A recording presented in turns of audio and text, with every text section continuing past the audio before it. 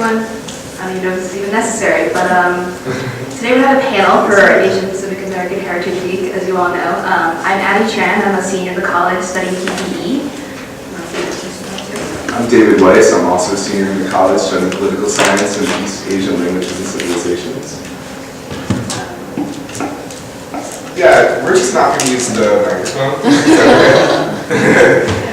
Okay, so we're from Penelists the Vote. Penelists the Vote, if you guys don't know about our organization, we're student-run, nonpartisan, nonprofit on campus. Our goal is to increase voter turnout and mobilize students. So we register students to vote, make sure that everybody knows where to vote on election day, and staff the polls actually on election day, make sure everything's running smoothly. In 2000, before we were founded, campus had about 20% turnout rate, and in 2008, in the last presidential elections, we had 89.6% turnout on campus, which is awesome, and we're hoping to match or even beat those numbers this year if we're lucky. So everybody remember to vote on Tuesday.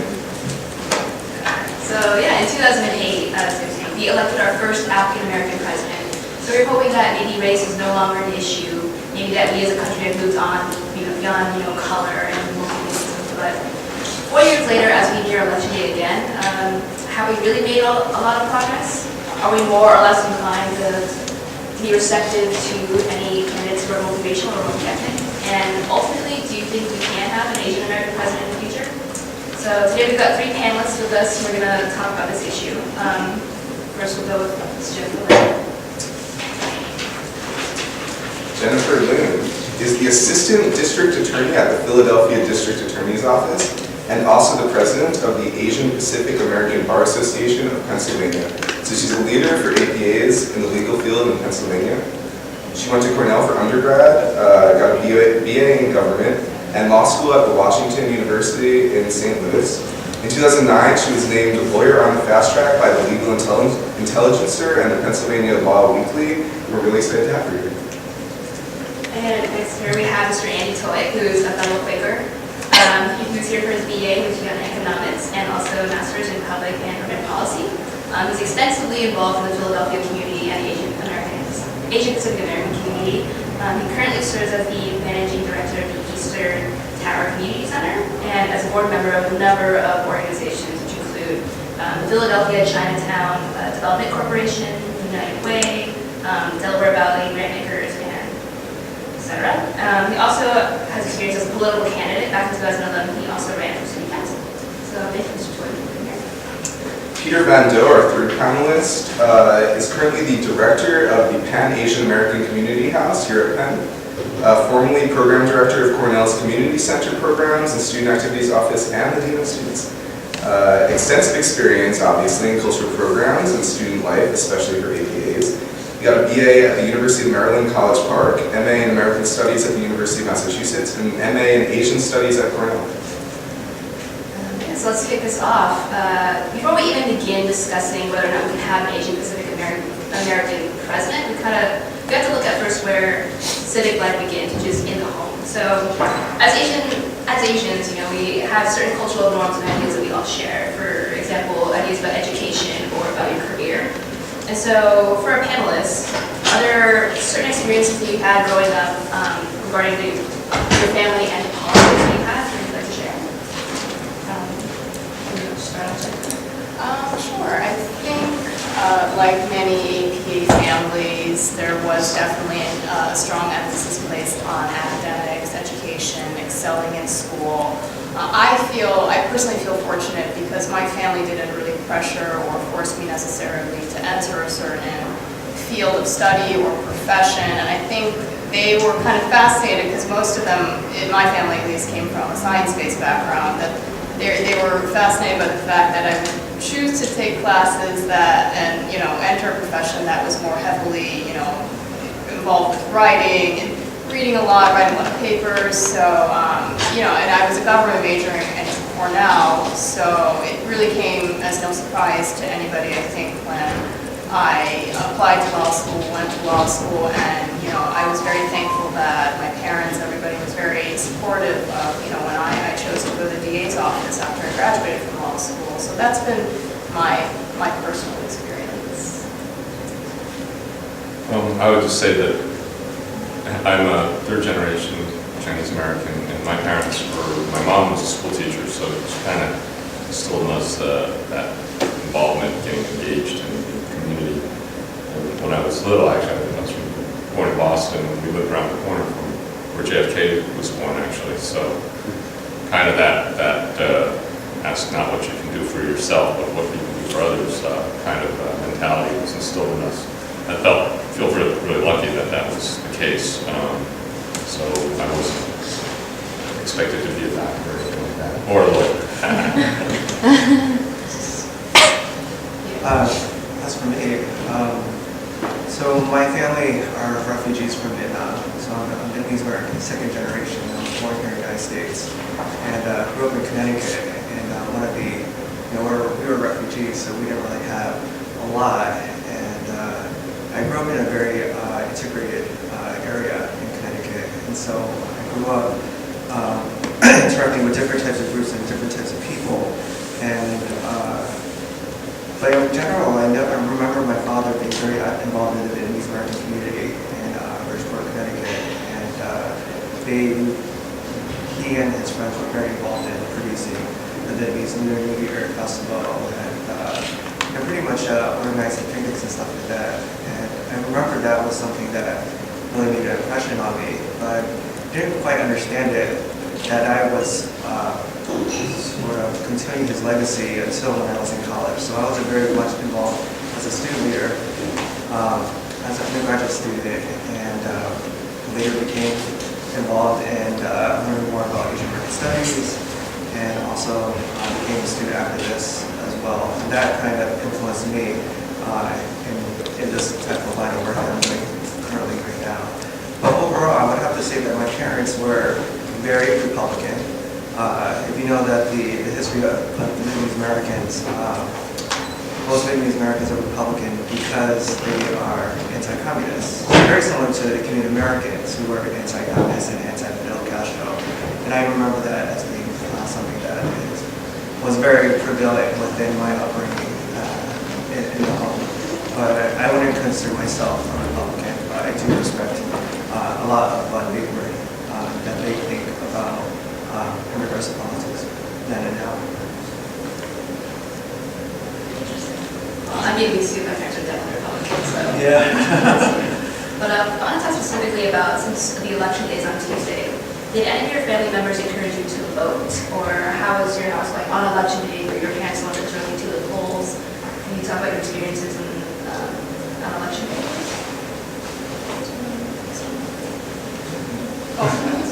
I think, well, in my household, I think politics with a capital P wasn't necessarily the focus, but my parents were always very engaged in current events, the news. My dad's like a news junkie, and my parents were always, they voted, I think, in most elections, in every major election, certainly. So that was something that, I was surrounded by. But apart from that, I think I was encouraged, and my family was very supportive of me, pursuing leadership positions, growing up, and, just being a well-rounded person. It wasn't just about doing well in school. It was about, pursuing your interests outside of school and really knowing how to engage with people. So that's something I appreciate. Yeah, I think my parents were very encouraging about being involved in the community in general. I don't think I ever expected to run for anything actually until a few years ago. So it just sort of grew on me because I felt I could make a difference, and there was no representation of certain communities and needs in Philadelphia. So you can grow. You don't have to be talking about I want to be president from when you're a child. You can grow into it. It's not. You never know where life takes you. I had a similar story. So my parents really voted from, I guess, the first time that they became U.S. citizens. And so I remember as a young child that every time election year happened, or every year when there were elections, they would go vote. And they were very American. They were very pro-American. They bought American cars and really had this appreciation of being American because of their situation as being refugees, and so I remember that being a huge impression on me, and we often, as children, my siblings and I would also encourage them to vote. I remember. So I'm guessing that you all have very balanced, growing up in really balanced childhoods, but how did you feel like all of your friends or the greater EPA community was like being involved specifically, and particularly for you, Peter, as you have extensive experience with programming at universities? Do you think that college students are as involved as they should be?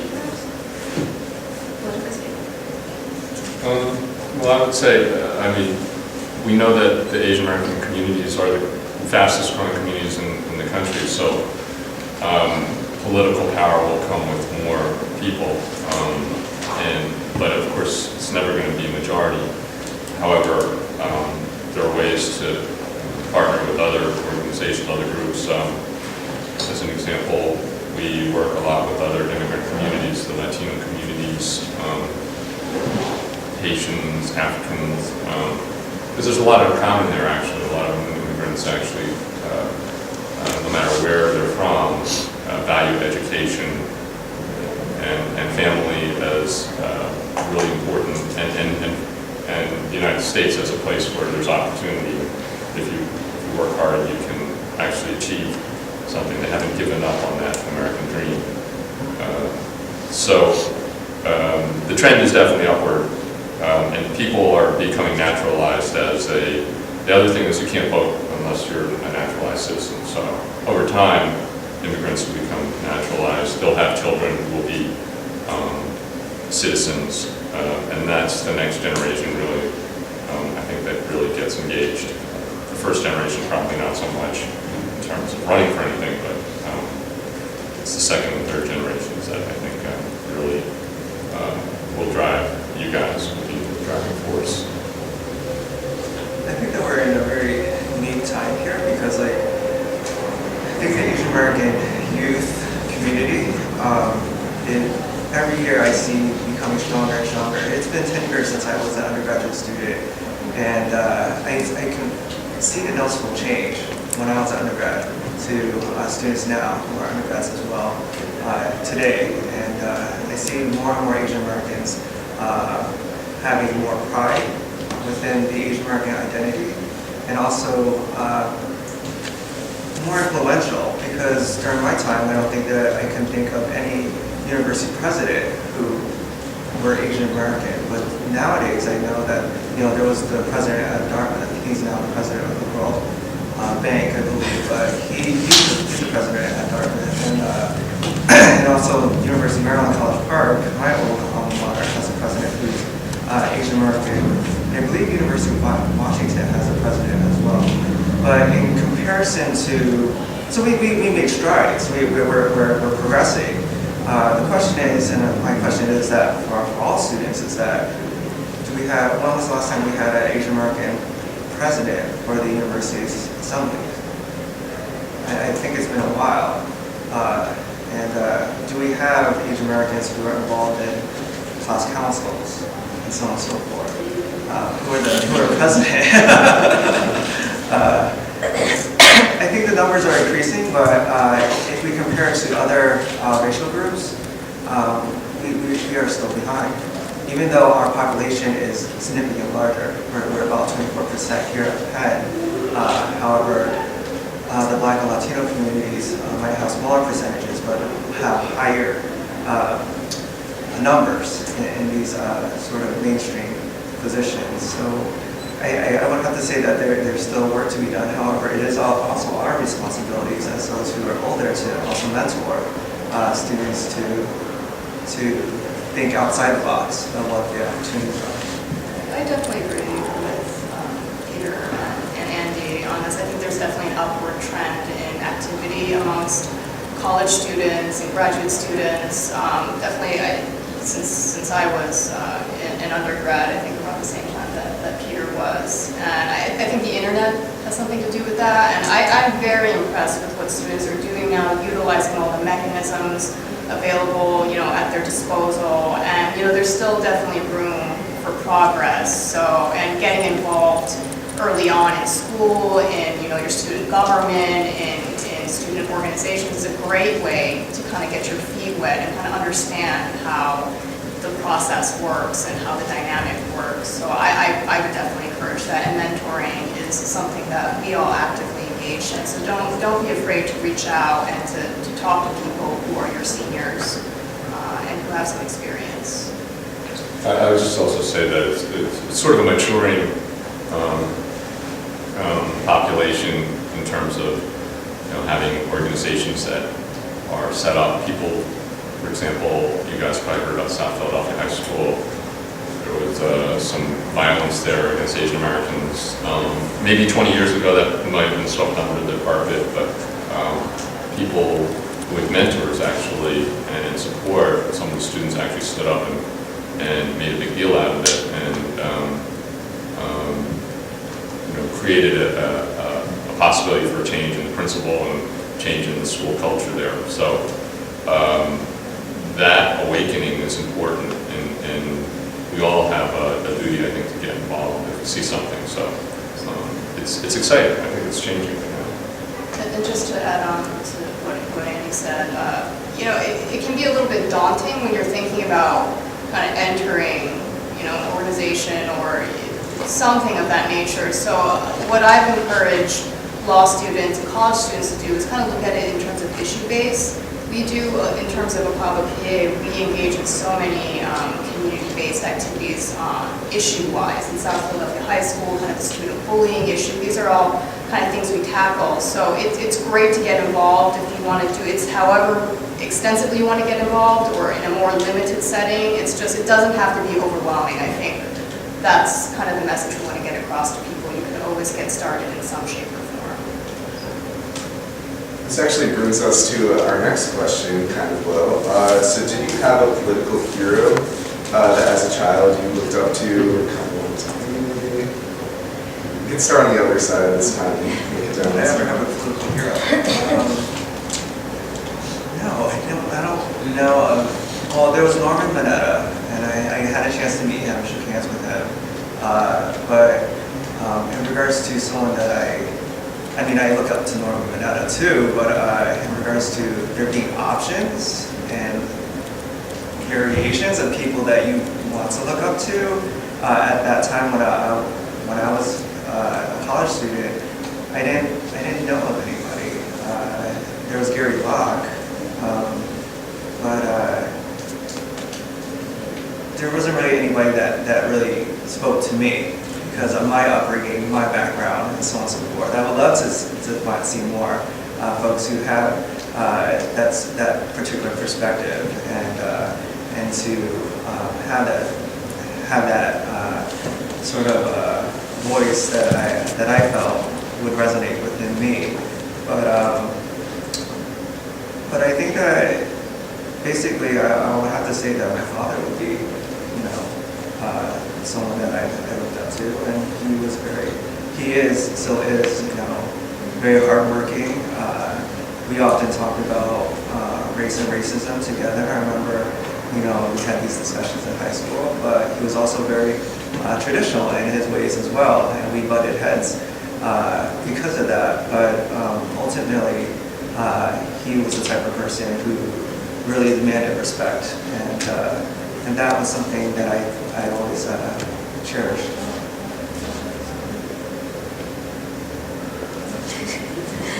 I don't know that I had one political hero that I looked to.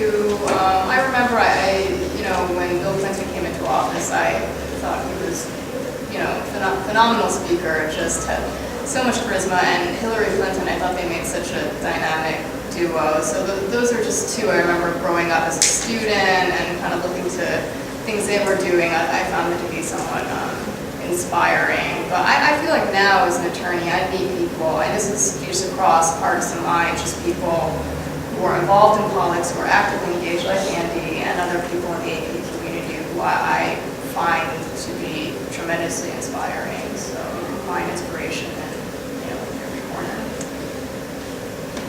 I'm a little older, so the candidates would probably be my heroes of the time, gave the ultimate sacrifice. So I think it's, we don't have to do that, but certainly, people willing to put themselves out there for the greater good, I think is a really important message that they send to us, not just for our smaller communities, but for communities.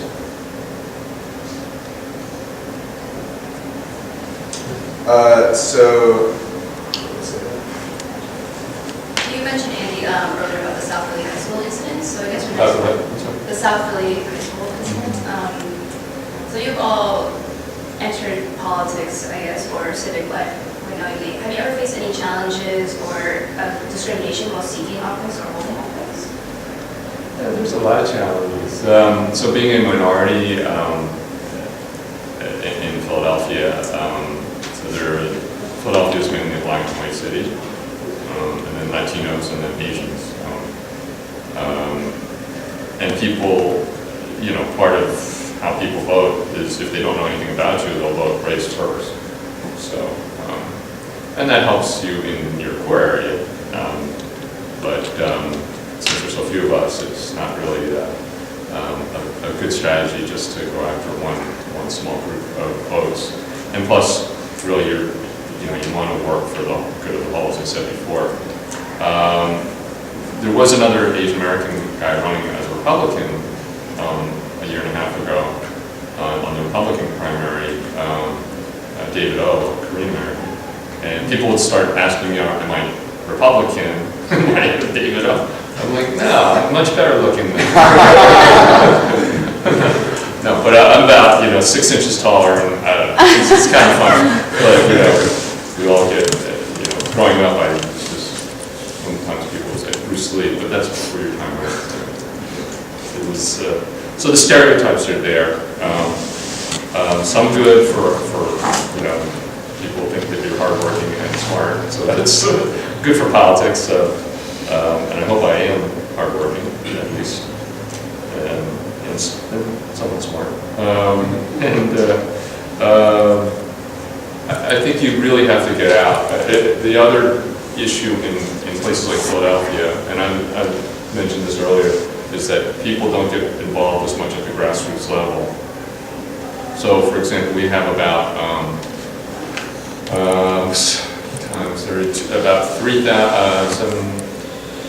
over 2,000 committee people in Philadelphia. Those are the people that actually sort of work in your little area and help get people to the polls and oversee and sometimes take care of problems for you with the Democratic or Republican Party. Of those, right now I think there are 3 Asian Americans out of 20-something hundred. A very, very, very, very small percentage. And of course there's a natural connection there for me. But so when I go out, when you go out, people, there's not people that are more naturally connected. It does make it harder. So I always encourage people to get involved in the more grassroots level. And that's how it builds. You can't just run for president tomorrow out of nowhere. You really start. Obama, was a community organizer, probably was a committee person or something, and became a senator, running for president. We can all go in whatever direction, but you have to start somewhere. And then we build from other people. So me having run and David having run will make it easier for you guys if you decide you want to run for office. So it won't be such a strange thing. Asian Americans or foreigners. There's also that perception sometimes. But, I think it's getting better in Philadelphia, actually, so it's good. I think potentially someone in this room can be the next president, a future president of the United States. Because I know all of you guys are leaders within the Penn community, specifically the Asian American community. I think that ultimately some of the skills that students are developing as leaders on campus can potentially be helpful in the future. And my suggestion would be to, pursue any type of career that you think is your calling. But at the same time, there are politics in everything that we do. There are politics I encounter politics. There are politics within the student community, as you know. There are certain politics even at the home in regards to how to deal with traditional norms from the mother country and so on and so forth. And it's really about, I think, for people to, and I'm learning this as well, I think to be ultimately successful is to understand those politics. And if you're able to understand those politics and able to maneuver and get as many people to be on your side, ultimately, then you can go very far. Now, in regards to whether you want to run for a civic office or anything like that, you know, doing community work is already what you already do, right? And I would say continue it, and it might lead to something else. Who knows? But ultimately, I hate for there to be some type of process in regards to how stereotypes might have formed you to choose a different direction rather than any other. Because it's very powerful in regards to how stereotypes are developed in this country to make you think that you should go into a particular field, you're not a leader, you're not, you don't have enough bravado enough to run. And that's something to think about, ultimately, because that's how race and racism operates. That's part of how race and racism operates in this country, and it's limiting, ultimately, to your potential. And my suggestion is for all of us to really work with that. In terms of stereotypes, I think also, I agree that we're kind of pushing past that. I will say, from a specific aspect, I do a lot of hiring for the DA's office. And what I've noticed is that, you know, students in general, there are some that are just very natural when it comes to interviewing, and there are some who are less so. And I won't say collectively as a group that the APA candidates are weaker, but I have noticed, because I keep my eye on the APA candidates, and I feel like as attorneys, it's our duty to make sure that, to help you, you know, to shuttle you through the process. I do notice that some students that I come across, some APA students I come across, aren't quite as confident in their skills, and that's something that you can work on. You know, even if it's not natural to some people, and this is not just limited to APA students, that's something that you can work on. And again, this is something that you should talk to people who are experienced in the process. And you know, we have all been there before, and you know, being actively engaged in the community is another way to, you know, kind of help you to grow and to learn how to talk to people, really to engage with people in different contexts, because that's what it's really, like Peter was saying. I mean, everything involves politics in whatever profession you go into, whether it's in the public, private, or government sector. So that's something that, you know, should be practiced early on. So yeah, as you were saying, Jennifer, it's a really good point. There are a lot of stereotypes that might be barriers to candidates, and have really important implications for whether or not someone can enter a political race. It's such a public thing which requires enormous amount of social skill and interviewing skills. So for any of the panelists, what are some things that we can do maybe to increase the number of candidates, or APA candidates specifically? Well, I just want to comment on what you were saying about how you approach. I look at it as relationship building as well. What I learned in my career, I was working in government actually, was that it's not always like the amount of hard work you put in, and your knowledge is not necessarily the thing that's going to get you to wherever you want to go. Sometimes it's the relationships, and that was a hard lesson for me, and I've learned that. And it's something you should definitely think about is in your career, in politics, whatever you do, build those relationships. Make sure you have good relationships with various people. Reach out to people that you might not maybe feel comfortable with now, but you know, that was something I learned. Networking, I feel like within the APA community, especially with recently, people who have more recently immigrated, I don't think networking is necessarily part of your daily consciousness. And although if you become a leader in the community, that's part of your job. That's something that you have to do on a day-to-day basis. So it's something that you should develop some comfort with. Yeah, so the idea that you keep your head down, you work hard, and then you get rewarded isn't always necessarily the outcome that happens. So you have to work at various things. As far as other people running for office, I think it's pretty exciting in Pennsylvania. Those of you who may not be aware, we have 3 candidates right now, Asian American candidates running in Pennsylvania. Well, I'm supporting, and we're all supporting the vote.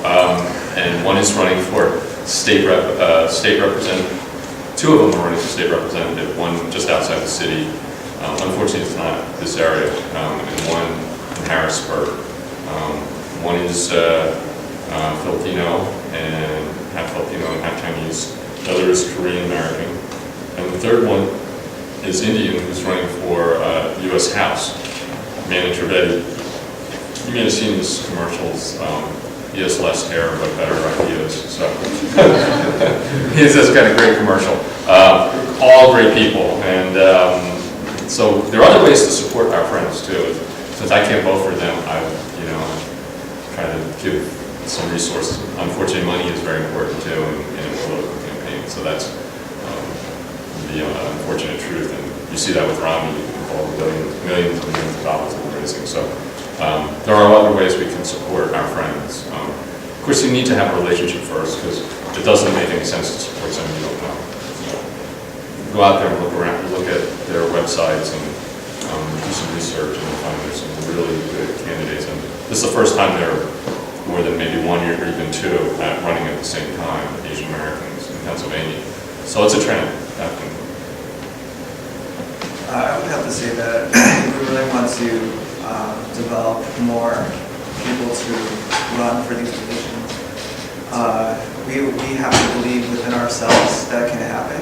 I think that's one of the first steps for us to really think of ourselves as part of the community. And I also think that ultimately, why do we need to follow trends? Why do we need to follow? We can make our own, create our own terms. And I would encourage everybody to think outside the box and be creative, and just think of creative ways to open that wedge, open that door a little bit further, if there's a way. And to really, that to me, I think it's a form of leadership. One of the things that I think that we need to do as the older folks would be to be more, create more of a structure for mentorship, because in other communities there are lines, there's a pipeline for the mainstream community, the Black community, the Latino community. However, in the Asian American community, we're not quite as strong in regards to creating those systems. And but ultimately, I think that we are a growing community. So it might be in the hands of you guys to create something like that. So that could be part of everyone's responsibility, is to develop these structures and to encourage other folks to participate. I definitely agree. It's a two-way street. You have to kind of look at what's out there, and then we have to provide those opportunities. I will say for apahw, PA, at the local and the national level, we have active judiciary committees to help shuttle people through the judiciary pipeline. That's a process that has to start very early in terms of your background, the kind of experience that you need to get elected, either at the state or federal level, different requirements, criteria. So, and these are things that you need to work with. And this kind of brings me to my next point. In terms of being an APA leader and a potential political candidate, I think it's important for one to understand in depth issues that are unique to the APA community, while at the same time being able to serve as a conduit to the mainstream community. I think if you're isolated with the APA community, you can only go so far, because we are living in, the United States, so you do have an obligation to try to assimilate with the rest of the community at large. So, but I think having that understanding of what the issues are for your own communities is very important. So we're going to segue a little bit into more political-oriented discussion to kind of lead up to will we ever have an APA president. So the question, according to the New York Times, in 2008, APAs made up 2% of all voters in the presidential elections. Census says that APAs are about 5.6%, so underrepresentation of APAs at the polls. What trends or information do you guys know about this? What types of APAs, maybe subsections, do vote? Why is turnout low, and how can we raise it?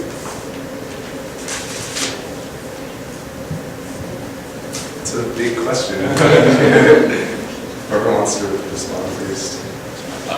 One of the things I think you guys can do is to make it cool to be involved. So instead of like old people like me, like doing it, I think when younger people get involved and it becomes that trend, either through the internet or just doing stuff, that creates a buzz and excitement. So I think it's up to you guys actually. So I claim no responsibility. It's all yours. I think making it cool to be involved and to just get out there and make sure people are doing what like you guys are doing is really important. We've been doing a lot of hand-to-hand combat, more or less, like phone calls. The campaigns are much more sophisticated today. I was talking about how they actually have these analytical tools to find names of people or Asian American names, and then we've separated those out, and people are calling and we're identifying where they are, and calling them, one, to get them out to vote, to get them registered, to get them out to vote, to get them out to vote for our candidate. So those are three important things, and making sure that they understand that every vote is important. The Asian American community didn't come up like the African American community. The same history where there were Jim Crow laws, that were actually laws that kind of prevented people from getting to the polls, where they had to pay some money to get to vote, or they had to show some ID, and the African American community is very sensitive to that. And so these voter ID laws, for example, got everybody like juiced up. The Asian American community was a little less juiced up, but I think we need to understand that there is a targeting that goes on here, so people, you guys and us, we need to get excited about it and explain why it's important to get involved at the grassroots level, and then that builds from there. I would agree with Andy, definitely. There's a lot of ways to be involved and be active, particularly this year. If we're looking at this year alone, I mean, we had the voter ID issue, which I know that organizations that Andy and I are actively involved in really try to educate people on the voter ID law and help people to understand the process. Thankfully now, and this is something we definitely want to emphasize to all of you, is that you don't need an ID to vote in this election pursuant to the trial court's opinion, Judge Simpson's opinion. There's a preliminary injunction on the law. So I don't think, I talked to Abby and David about this, so I don't think the law itself affected and impacted the UPenn community as much, but it's these guys of educating the community in ways that you can get involved. For apahw EA, we have also been actively involved recently in the poll monitoring efforts. I mean, this is going to be huge also in terms of the voter ID law, because it's going to, we're going to look at kind of results, and they're going to hold an evidentiary hearing next year on the merits. So having people at the polls volunteering is very important, and the canvassing and the in-person contact, I think, is tremendously important. So there are definitely a lot of ways for everyone to be active. I would have to agree. I think that there's a level of sort of motivation and encouragement within the student community. This is going to be this generation. I guess I can claim this generation as well, because I'm on the cusp of being a Generation Xer, and also what we call this generation is millennials. But this is going to be an interesting generation, because not since the 1960s, and those folks who grew up in the 1960s are very much heavily involved in the civic arena here in the United States. But this is the second. This is a generation that has a big number of those who are part of this generation, like the baby boomer generation. And it would be interesting when in 20 years, what will happen when you guys or we're all adults and adults, I'm an adult right now, but when you guys are professionals, working and having kids, but also potentially being leaders within your own right in your communities, what will happen then? Because it's going to be a different type of makeup, different type of relationship skills, different type of way of thinking. I think right now the student community tends to just, there isn't that to me, in my opinion, that passion that I can see from other previous generations. And I don't know why exactly, where that passion for politics, I don't know why it's not as I can't really quite put a term on it, but ultimately, I think that maybe this generation is kind of waiting to see. And I think that from what I've known from working with students in the last 6 or 7 years, I do know that this generation is very capable and passionate in their own right, and will probably make a lot of changes, like the baby boomer generation. So that's my prediction. But it's really right now that we need to start thinking about the potential. Ultimately. And just to add on to what Peter is saying, I think as APs you have such strong tools at your disposal. I think many of you, or many people you know who are APs, are bilingual or trilingual. And those are things that are tremendously helpful when you're talking about elections and volunteering. I just wanted to point out, my organization, along with some other organizations, have translated brochures that we've been bringing around just for the voter ID law in terms of education. If you can offer your expertise in any way, it's really about being proactive, because when you don't motivate yourself to do things, things fall to the wayside. I think language barriers are, part of the reason why, some people don't want to go, and we shouldn't take for granted the fact just because we speak English fluently and are proficient. There are so many others in our community who don't, so I think we have an obligation to help others through the process. For our final question, given the current voting trends, the growth rates in the demographics, and also kind of the increased trends of involvement for young people, there's a big question. Do you think in the next 20 years we can have an Asian American president? I'll take a shot at that.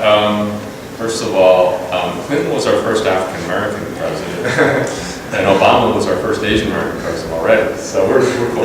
No, but actually, I don't know if you guys know Obama's background, but he lived in the Hawaii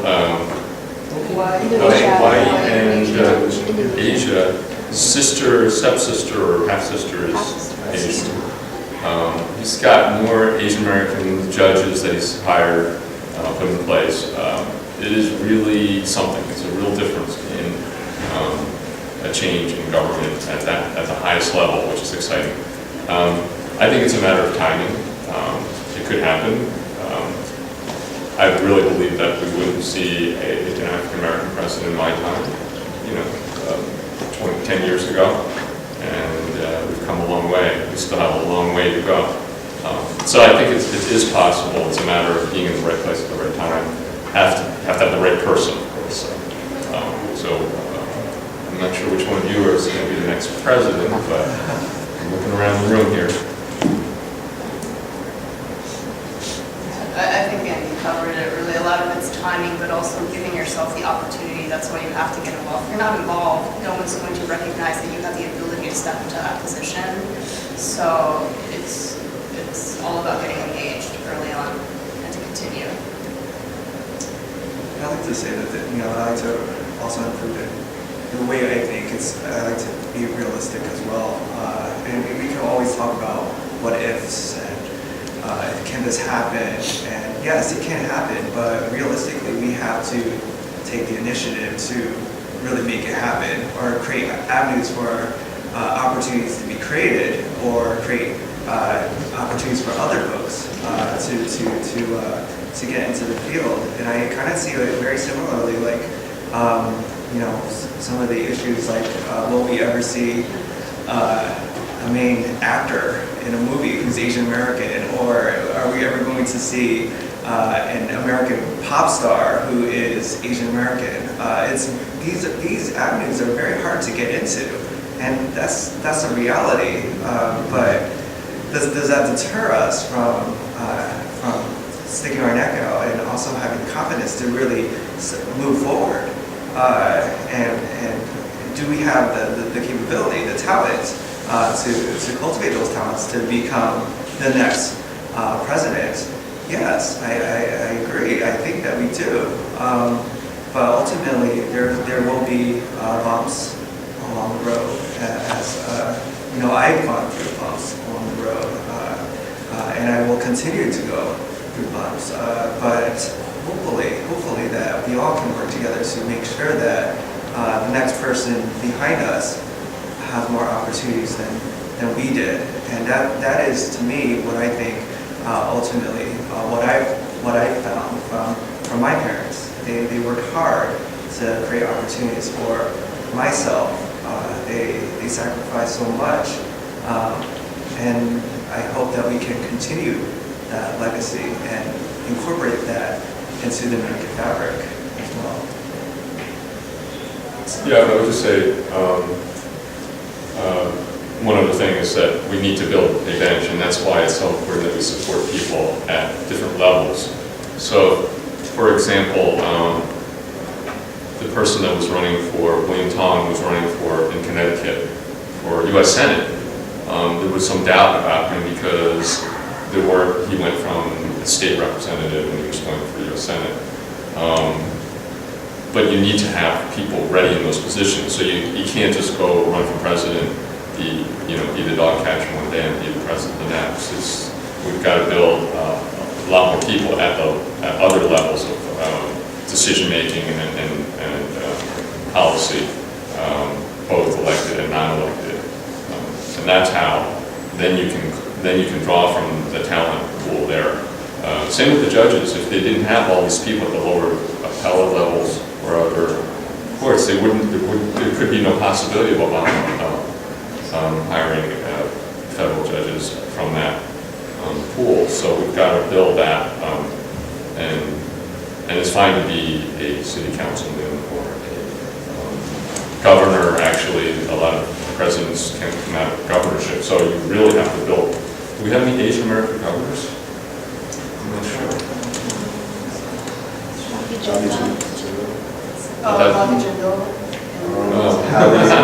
Nikki Haley. Yeah. So that's building the bench and then allowing some movement from there to the next level. Definitely, there's definitely not one pathway. It's exactly like Andy said. We have to diversify the pool so that we have, the talent.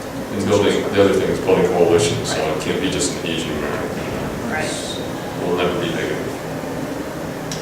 Hi, well, everybody, thank you so much for coming. Your perspectives on everything. I also want to remind everybody to go out and vote on Tuesday. Remind all your friends. Even if there's not an APA running for president this year, there's still others on the ballot and tons of other issues to look out for. So don't forget to vote. If you need help finding your polling location or something, talk to one of us. And again, thank you so much for the panelists for working. Thank you.